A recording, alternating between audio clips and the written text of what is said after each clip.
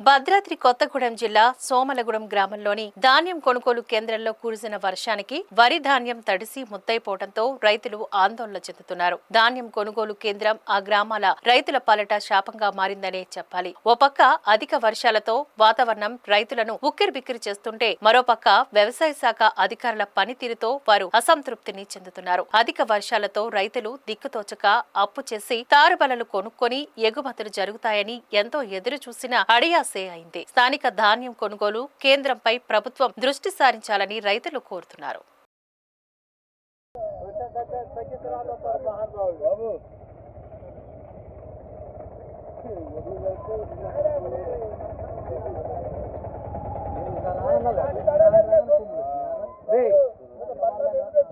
ఒకటే తెచ్చినా తెలీదు, ఒకటే తెచ్చింది అటేపు చిన్న నాలుగు తిరిగిందే సకల పడుతున్నావు. తర్వాత చూద్దాం ఇలా ఎవరికి ఇలా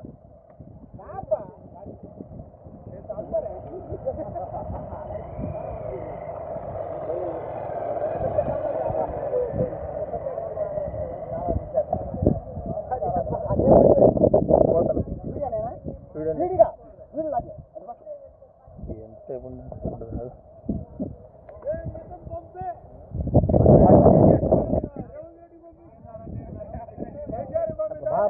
పోదాం పోదాం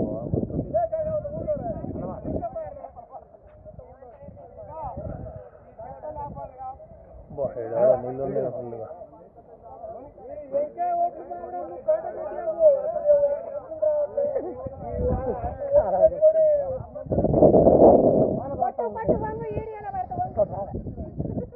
వాళ్ళు ఇప్పుడే పోయారు, తెల్లారులు ఏడా ఉండు, రెండింటికి వచ్చిండు.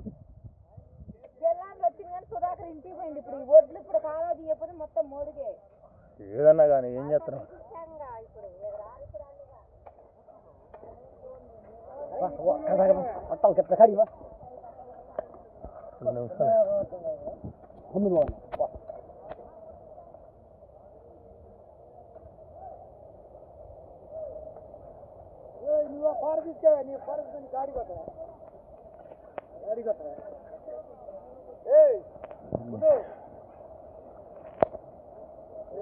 నేను అవసరం పంపిస్తే ఇప్పుడు లారీకి పంపిస్తారా, ఏం చేస్తారు పాపం.